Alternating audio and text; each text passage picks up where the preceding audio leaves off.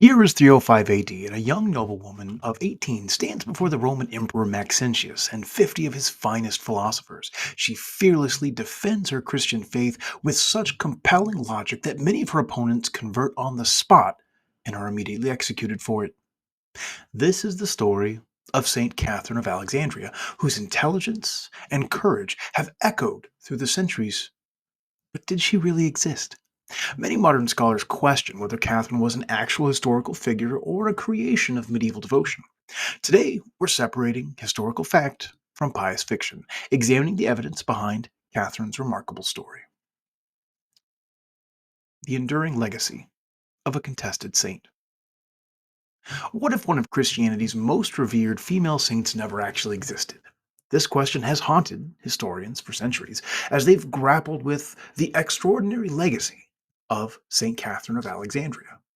Despite historical uncertainties surrounding her life, Catherine's influence has spread across continents and centuries, leaving an indelible mark on Christian tradition. From the snow capped peaks of Mount Sinai rises St. Catherine's Monastery, one of Christianity's oldest continuously inhabited religious centers. Established under the 6th century, under the Emperor Justinian, this ancient fortress was originally dedicated to the Transfiguration before taking Catherine's name when monks reportedly discovered her uncorrupted body on a nearby peak, transported there by angels after her martyrdom. The historical tension that makes Catherine fascinating lies in the documentation. The earliest written accounts of her life appear approximately 500 years after her supposed execution around 305 AD during the Emperor Maxentius's reign. This significant gap has led many scholars to question her historical existence, even as her cultural importance grew tremendously. During the medieval period, Catherine achieved prominence among the 14 holy helpers, which were saints that were invoked for protection, particularly during the Black Death.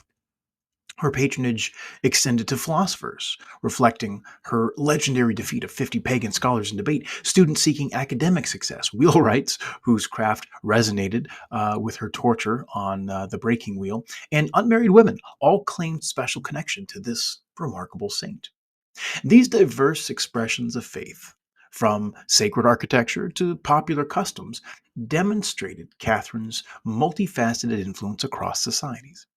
Pilgrims traversed dangerous routes to visit her monastery, where the library, second only to the Vatican's in early Christian manuscripts, houses illuminations depicting her life and miracles, preserving her story throughout the centuries. Catherine's influence shaped everyday cultural practices throughout Christian Europe. In France, unmarried women aged 25 and older, Catherinettes, wore distinctive green and yellow bonnets on her feast day, praying for husbands. Quebec families prepared St. Catherine's taffy for gatherings where young women would discuss potential suitors. Medieval England celebrated Catterning, where lace makers honored their patron with festive processions. Artists found endless inspiration in Catherine's dramatic life. Her image appears in countless medieval manuscripts with her iconic wheel and Raphael, Raphael captured her mystical marriage with ethereal grace, while Caravaggio emphasized her scholarly dignity through dramatic light and her shadow. Her wheel became recognizable, an attribute in stained glass window from Notre Dame to the countryside chapels. And St. Catherine's feast day once held such importance that parts of Europe recognized it as a holy day requiring mass attendance. In 1969, during liturgical reforms following the Second Vatican Council, her name was actually removed from the Universal Roman calendar, highlighting historical uncertainties while she still remained venerated locally. That was actually put back on the calendars in, I want to say, 2002 as an optional memorial. So let's talk about the historical void and the skeptical challenge. The Vatican's removal of Catherine from the Universal calendar wasn't merely administrative. It wasn't just housekeeping, it acknowledged a historical mystery that has troubled even the most devout scholars. When historians attempted to verify Catherine's existence through conventional methods, evidence. They encountered a troubling void where evidence should be. For a 4th century martyr to be considered historically documented, we would expect to find contemporary accounts that mention her name, archaeological evidence of early veneration, or references in the early church writings from that period. Yet with Catherine, we do face a perplexing 500-year silence. The historical record contains no trace of this extraordinary woman who allegedly engaged Rome's greatest minds in public intellectual confrontation. What does it mean for our faith when history offers only tantalizing fragments? This absence becomes especially conspicuous in pilgrimage accounts. Travelers who meticulously documented their journeys to Mount Sinai, the very place where Catherine's relics were allegedly transported by angels, failed to mention her or her remains, suggesting her veneration developed considerably later than her purported martyrdom. A compelling explanation emerges through a historical parallel. Hypatia of Alexandria, born around 350 AD, this non-Christian philosopher and mathematician became head of the Neoplatonic school in Alexandria, attracting a diverse amount of students, including both Christians and pagans. And in 415 AD, approximately a century after Catherine's supposed death, Hypatia was brutally murdered by a Christian mob during religious tensions. Much as Hypatia challenged the intellectual norms of her time, Catherine's narrative invites us to question where myth ends and where truth begins. The timing aligns with the emergence of Catherine's cult, a group of people following her, not a cult like what people often think of when they hear the word cult. It does mean something different in Catholic tradition. And both women share remarkable biographical elements: exceptional learning, philosophical prowess, and violent deaths in Alexandria. And this historical connection has led some scholars to propose that Catherine's story may represent a Christianized version of Hypatia, transforming a murdered pagan philosopher into a martyred Christian saint. Catherine's story evolved significantly over time, showing clear medieval embellishment. The iconic mystical marriage to Christ, prominent in artistic depictions, wasn't added until the 14th century, a full millennia after her supposed life, part of a gradual accumulation of legendary elements following patterns seen in other saints' lives. Within Catholic scholarly tradition itself, significant doubts persist. Cardinal Baronius, the Vatican's chief historian during the Counter Reformation, noted that numerous embellishments made discerning historical truth sometimes difficult. Similarly, Alban Butler, compiler of the Lives of the Saints, described Catherine's acts as so much adulterated that little use can be made of them. One intriguing fragment remains.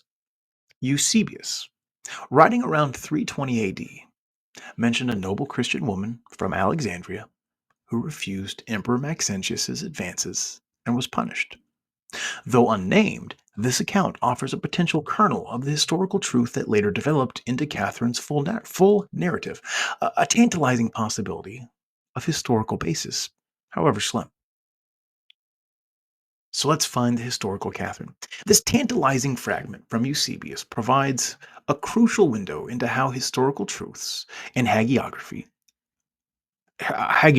meaning intertwine. What appears to modern minds to be a binary choice between fact and fiction misses the early Christian community and the way that they preserve their martyr stories through means beyond written documentation. To understand Catherine's historical reality, we must first recognize the distinction between hagiographical and historical truth. Hagiographies served theological and devotional purposes, using saints' lives as vehicles for transmitting faith, values, and Christian identity to communities under persecution. Like a mosaic composed of many colored pieces that forms a coherent image, these accounts captured spiritual essences rather than exact chronology. The embellishments weren't seen as falsehoods, but as ways of illuminating deeper spiritual truths through narrative. The Eastern Orthodox tradition provides compelling evidence that Catherine's veneration wasn't a late medieval invention. While Western documentation may be lacking, Eastern Christians have honored St. Catherine since at least the 10th century, centuries before her cult gained prominence during the Crusades. This Eastern veneration connects directly to how marginalized voices were preserved through alternative channels of memory. Female saints, especially, suffered historical erasure, their stories maintained through oral traditions rather than official documentation quite often. These oral accounts allowed communities to preserve their martyrs' legacies despite the absence of contemporary written records. For persecuted minorities, written documentation posed dangers. Records that preserved a martyr's memory could identify and endanger their community. Archaeological and textual evidence from the Eastern Church reveals a timeline contradicting Western skeptics. Early veneration patterns in Egyptian Coptic traditions predate Western accounts, suggesting, again, that Catherine's story traveled through Eastern Christian networks long before reaching medieval Europe. And this transmission forms another piece in the mosaic of Catherine's historical presence. Perhaps most compelling is St. Joan of Arc's testimony, actually. During her heresy trial, Joan described with vivid certainty how she received guidance from Catherine of Alexandria. Even facing flames, Joan maintained this conviction, her trembling voice and unwavering gaze testifying to Catherine's tangible presence in her spiritual experience. This psychological reality across centuries points to something more substantial than mere literary invention. When Pope John Paul II restored Catherine to the Roman calendar in 2002, it acknowledged that saints exist at the intersection of history, faith, and cultural memory. This approach recognizes that while elements of Catherine's story may have been embellished over time, potentially the wheel of torture, the philosophical debates, the angelic interventions, these elaborations likely developed around a historical core, preserving the essence of a remarkable woman whose courage inspired centuries of devotion. So, in conclusion, Catherine's influence extends far beyond historical debates. With her name gracing modern institutions worldwide, her diverse patronage demonstrates how saints transcend historical verification to become living symbols connecting us to deeper truths. In navigating Catherine's story, we find spiritual significance flourishing where documentation remains incomplete. Her enduring legacy invites us to approach tradition with both intellectual honesty and spiritual openness. And while we may never capture every detail of Catherine's life, her story encourages us to pursue wisdom and embrace the mystery inherent in our traditions, reminding us that in the gaps of history, we often discover the most profound truths about our shared spirituality. I'm Justin West. This is Authentic Christianity. Thank you for watching. If you appreciated this, like, subscribe, and share. God bless.